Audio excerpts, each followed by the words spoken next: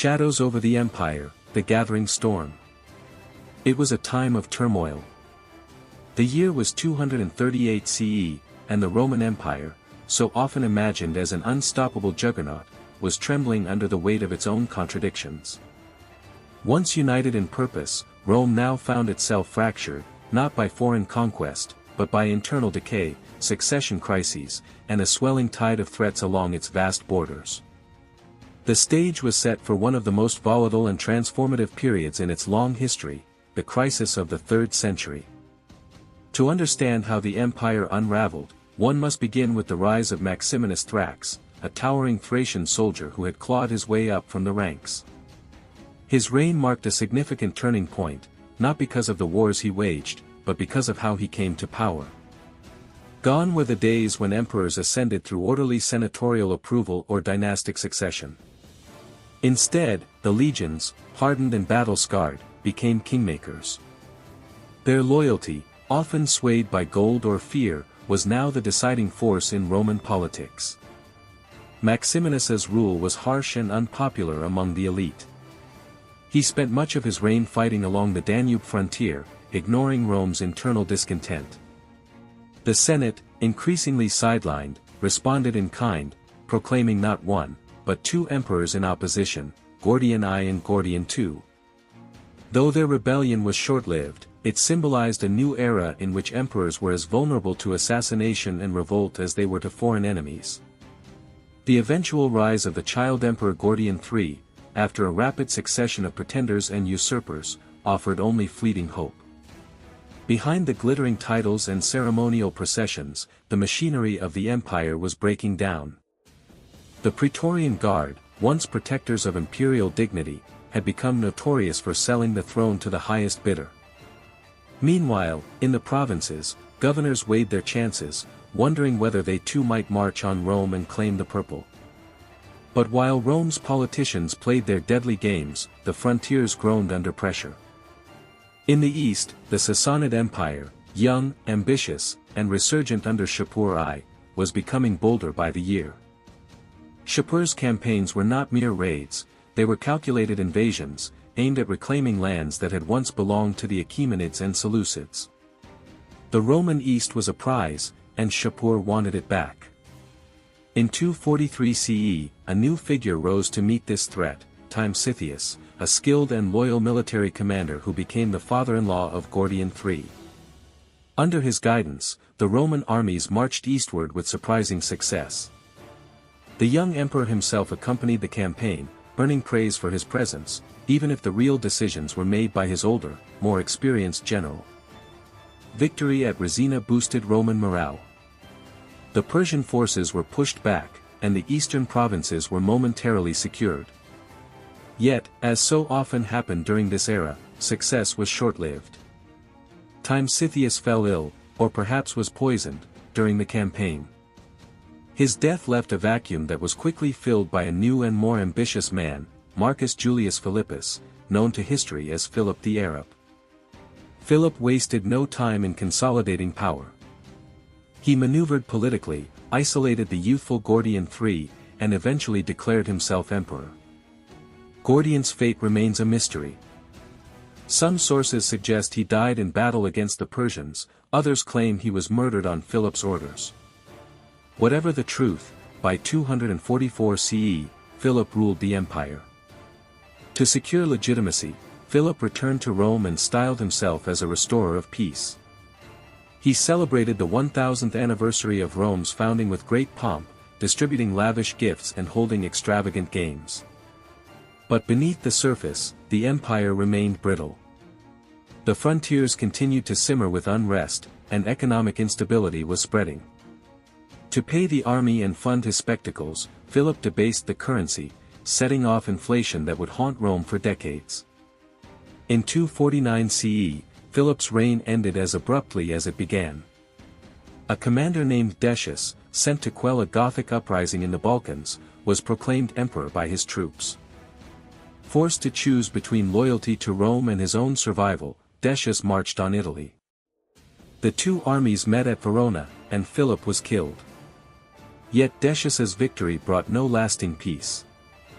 The Gothic threat, previously manageable, had evolved into a dire menace. Under King Niva, the Goths launched a massive invasion of the Danubian provinces, crossing the river in force and overwhelming local defenses. It was in this crucible that Decius found himself tested. He reorganized the military, instituted a rigorous campaign against Christian communities, viewed as a source of internal dissent, and personally led troops into battle. For a moment, it seemed as though he might succeed where others had failed. But fate, as always, had other plans. In 251 CE, at the Battle of Abritus, the Roman legions were drawn into a swampy killing ground by the cunning Gothic king. Decius and his son, Herennius Etruscus, were both killed, the first time a Roman emperor had died in battle against a foreign enemy. The shock of the defeat rippled across the empire. Rome, once so invincible, was now bleeding. From that moment forward, the crisis deepened. Emperors rose and fell in rapid succession. Trebonianus Gallus, Aemilianus, Valerian, and Gallienus, all would wear the purple, and most would die violently. Civil war became a near-constant reality. The provinces, seeing little hope in a failing central government, began to fracture. In Gaul, the so-called Gallic Empire emerged, a breakaway state with its own emperors and army. In the east, Palmyra grew in power under Queen Zenobia, effectively governing Syria, Egypt, and much of Asia Minor. Yet, through it all, the Roman people endured. The city of Rome itself, once the heart of the empire, now played a diminished role. The emperors ruled from military outposts closer to the front lines. The Senate, long marginalized, watched helplessly as the imperial court became a battlefield of ambition and betrayal. Economically, the situation worsened. Inflation soared, trade declined, and urban centers contracted. Plague swept through the empire, further draining manpower and morale. The army, once the pride of the Republic and the hammer of Augustus's conquests, became a patchwork of loyalists, mercenaries, and opportunists. But there were still glimmers of hope. Gallienus, often overshadowed by more famous emperors, initiated several important reforms. He reduced the Senate's influence in military appointments, empowering professional officers instead. He bolstered the cavalry, recognizing the need for speed and flexibility in a changing battlefield. Under his reign, a fragile stability was momentarily restored. And in that flicker of order, one can see the remarkable resilience of Roman civilization. Despite the chaos, the empire did not fall. It adapted. It evolved. And it laid the groundwork for the eventual recovery under Aurelian, Diocletian, and Constantine. But that, of course, is a story for another part. Empire in freefall, from fragmentation to fury. In the wake of Decius's tragic death at Abritus in 251 CE, the Roman Empire stumbled forward like a wounded beast. The foundations, already weakened, now began to crack more deeply. If there was a theme to this second act of the crisis, it was fragmentation, of leadership, of the army, and of the very idea of a unified Rome. With the Gothic threat unresolved and public confidence shattered, a succession of emperors tried, and failed, to stabilize the empire. First came Trebonianus Gallus, hastily declared emperor by the legions on the frontier. His brief reign was marked by a desperate treaty with the Goths, allowing them to leave Roman territory with their loot and captives. It was a pragmatic choice, meant to preserve what little strength remained. But to many Romans, it smelled of weakness. Worse, plague returned once again, ravaging the population and shaking morale. A rival, Aemilianus, soon emerged, proclaiming himself emperor with the backing of troops in Moesia. He marched on Italy, forcing Gallus and his son Volusianus to confront him near Interamna. The outcome was typical for the age: betrayal. Gallus's soldiers turned on him and killed him before battle even began. But Aemilian's moment in the sun was fleeting. Just 3 months into his reign, he too was assassinated, this time by his own men, who defected to a more formidable candidate, Publius Licinius Valerianus, known to us as Valerian. Valerian was a rare figure, a man with senatorial roots and considerable experience, suggesting, at last, a return to competent governance. He appointed his son Gallienus as co-emperor, hoping that a shared reign could stabilize both East and West. It was a wise decision in principle, but the storm was already howling. Valerian took charge of the eastern provinces, where Shapur I of Persia was again pressing forward. The Sassanids were emboldened by previous Roman disarray, and Shapur saw himself as heir to the grandeur of Darius and Cyrus. He raided into Syria and Asia Minor, capturing Antioch and other key cities. Valerian confronted him directly in 260 CE at the Battle of Edessa. But fortune did not favor Rome. In a shocking turn, Valerian was not just defeated, he was captured alive. The Emperor of Rome, chained, humiliated, and paraded like a trophy in Persia. Some accounts claim he was used as a human mounting block for Shapur's horse. Others say his skin was stuffed and displayed after his death. However embellished these tales may be, their psychological impact was immense. For the first time, Rome had not just lost an emperor in battle, it had lost one as a prisoner of war. With Valerian gone, Gallienus was left to face the chaos alone. His reign, lasting from 260 to 268 CE, was one of the most tumultuous of the century, yet in hindsight, it was also one of the most significant. Gallienus is often portrayed as weak or ineffective, but a closer look reveals a ruler who understood the nature of the crisis and tried to meet it head-on. He inherited an empire that was not only under external siege but also breaking apart from within. In Gaul, a breakaway state emerged, the so-called Gallic Empire, founded by the general Postumus. This entity included modern-day France, parts of Germany, and Britain. Postumus maintained his own legions, minted his own coins, and ruled with relative stability. Gallienus lacked the military bandwidth to reclaim these lands immediately and had to accept this fracture as a painful necessity. Meanwhile, in the east, Palmyra, a wealthy desert city with ties to both Rome and the East, began to act autonomously under the stewardship of Odenathus and, later, the legendary Queen Zenobia. Palmyra would become Rome's eastern bulwark against Persia, but also a source of rivalry in years to come. Back in the heartlands, Gallienus faced yet another problem: the legions were no longer reliable. Usurpation was a constant danger. A staggering number of claimants to the throne arose during his reign, up to 19 men in a single decade, each backed by their own military or regional support. This era would be remembered as the 30 Tyrants, though the number itself is more symbolic than literal. What Gallienus did next may not have saved the empire entirely, but it did lay the groundwork for its survival. First, he centralized military command in the hands of trusted generals.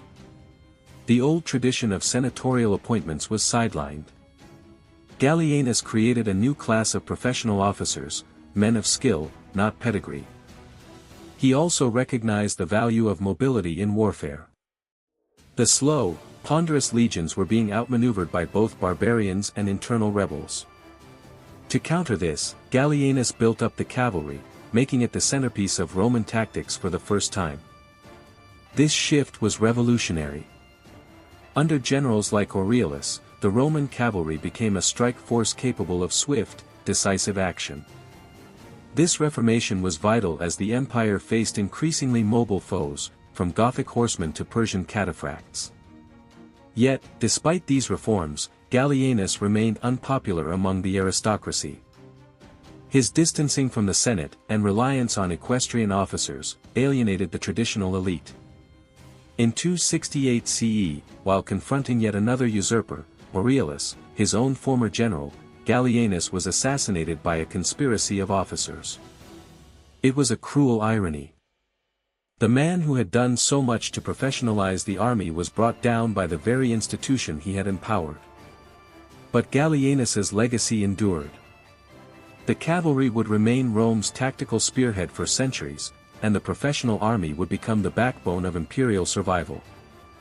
His death brought to the throne a new emperor, Claudius II Gothicus, named for his victory over the Goths at the Battle of Nisus. Claudius's reign was brief but decisive. He defeated massive Gothic invasions and began to restore Roman prestige. Sadly, he died of plague in 270 CE, before his work could be completed. His successor, Aurelian, would take up the mantle, and finally begin to stitch the empire back together. But Aurelian's rise belongs to the next chapter. Aurelian the Restorer, the empire fights back. As Claudius II Gothicus succumbed to the plague in 270 CE, the empire once again found itself teetering on the brink. But where previous emperors had buckled, fate now delivered a general of iron will and boundless energy. His name was Lucius Domitius Aurelianus, Aurelian, and he would prove to be the most important figure of the crisis of the 3rd century. Aurelian was not born into the nobility. Like many of his contemporaries during this chaotic time, he rose through the ranks of the military by sheer merit, a hardened career soldier forged on the frontiers. His ascension to the throne came with high expectations, and Aurelian did not disappoint. In just 5 years, he would reclaim the lost provinces, crush Rome's enemies, and earn the title Restitutor Orbis, the restorer of the world. When Aurelian took power, the empire was split into 3, the Central Roman Core, the breakaway Gallic Empire in the west, and the Palmyrene Empire in the east. Each region had its own armies, economies, and rulers. Restoring unity was not merely a matter of politics, it was a Herculean military task. He started with the immediate threat, barbarian incursions in Italy. Germanic tribes had taken advantage of Claudius's death to raid deep into Roman territory. Aurelian responded with ruthless precision. He marched north and inflicted several crushing defeats on the Juthungi and Vandals, even as they approached the gates of Rome. It was at this moment that Aurelian made a chilling but practical decision. He began construction of a massive new defensive wall around Rome. At over 19 kilometers in length, the Aurelian walls were an admission that Rome was no longer untouchable. The Eternal City had to prepare for the possibility of siege. In hindsight, it was a stroke of strategic brilliance. These walls would serve for centuries to come. Once Italy was secured, Aurelian turned his gaze eastward. The Palmyrene Empire, under the regency of Queen Zenobia, had grown powerful and ambitious. Though initially loyal to Rome, Zenobia had begun minting her own coinage and expanding her influence beyond Syria into Egypt and Asia Minor. This was no minor rebellion, it was a rival empire. Zenobia herself was a fascinating figure, highly educated, fluent in multiple languages, and claiming descent from Cleopatra. Her court in Palmyra was a blend of Roman ceremony, Persian opulence, and Semitic heritage. She had charisma, political acumen, and commanded loyalty from her subjects and soldiers alike. But she faced a man who embodied Rome's martial tradition like few others. Aurelian moved east in 272 CE, sweeping through Asia Minor with surgical efficiency. Town after town returned to Roman allegiance. Zenobia marshaled her forces for a decisive confrontation near Emesa, modern-day Homs. Though the Palmyrene cavalry fought fiercely, Aurelian's disciplined legions and superior strategy prevailed. Zenobia fled but was soon captured while attempting to cross the Euphrates. Rather than executing her, Aurelian brought her back to Rome. In a grand triumphal procession, Zenobia was paraded in golden chains before the jubilant crowds, a powerful symbol of Rome's resurgence. Some sources claim she was later granted a villa and lived out her days in relative comfort. Aurelian, while merciless on the battlefield, was not without magnanimity. With the East secured, Aurelian now turned to the Gallic Empire. For nearly 15 years, this western splinter state had existed under its own emperors, Postumus, Marius, Victorinus, and finally Tetricus I. While the Gallic Empire had maintained stability in its regions, it was still a wound on Rome's body. Aurelian offered Tetricus amnesty if he would surrender without a fight. Whether through secret negotiations or sheer fear, Tetricus did just that. In 274 CE, Aurelian triumphantly reunited the empire under one banner. From the Rhine to the Euphrates, Rome was whole again. But Aurelian was not merely a military genius. He understood that true restoration required more than swords.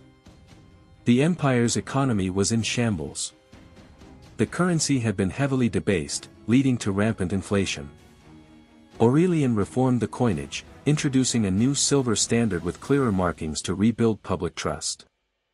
He cracked down on corruption, restructured grain distribution, and attempted to restore confidence in Roman administration.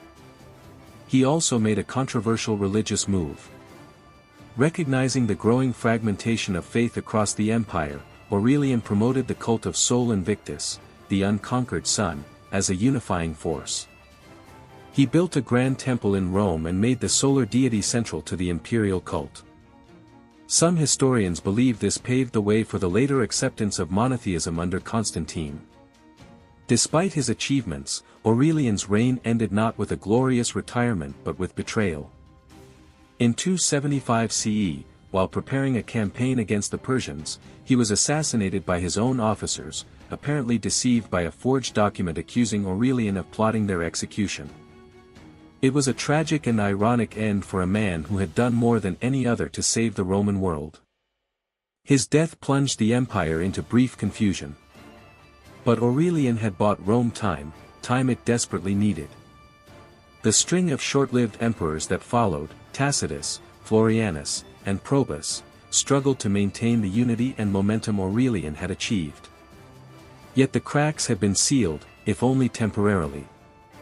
Under Probus, the frontiers were strengthened, and rebellious provinces stabilized.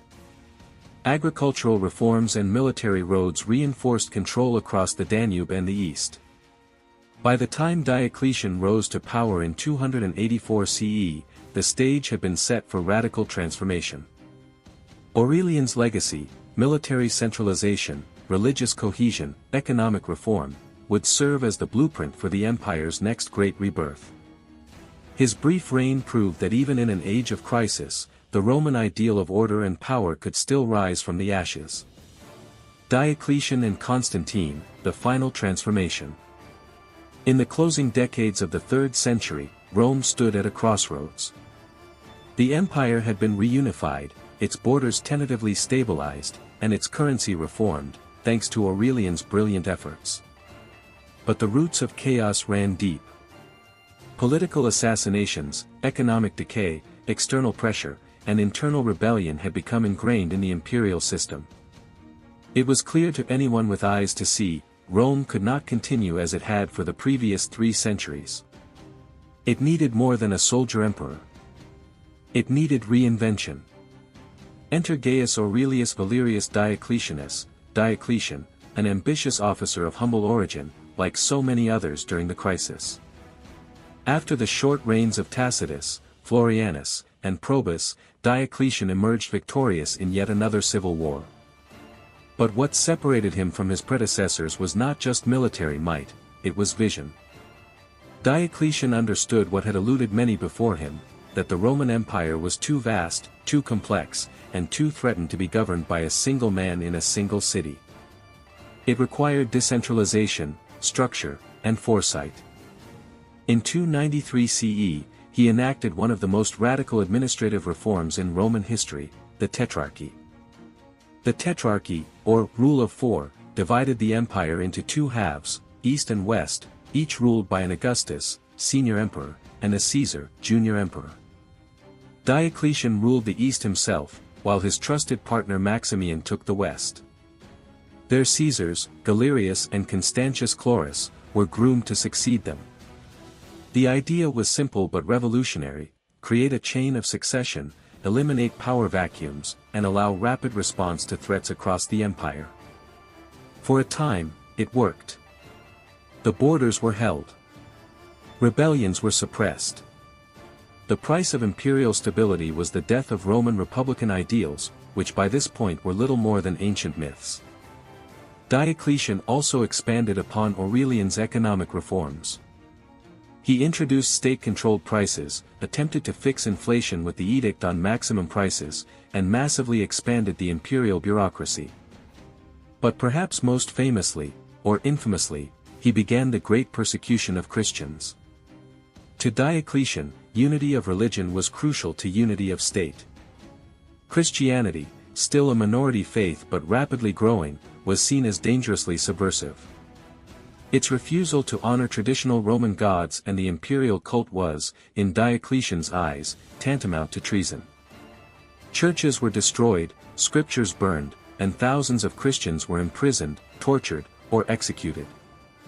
Yet ironically, this persecution only galvanized Christian identity. Martyrdom gave the movement strength. And though Diocletian sought to extinguish it, he only helped to make it a cornerstone of the Roman future. By 305 CE, exhausted and in declining health, Diocletian did what no Roman emperor had done before: he voluntarily abdicated the throne. He retired to a palace in Dalmatia, modern-day Split in Croatia, where he tended his gardens and watched the empire he had tried to save begin to fray once again. His abdication triggered a new wave of civil wars. The Tetrarchy collapsed into bitter rivalries, culminating in a chaotic struggle for supremacy. Out of this maelstrom rose one man, Constantine.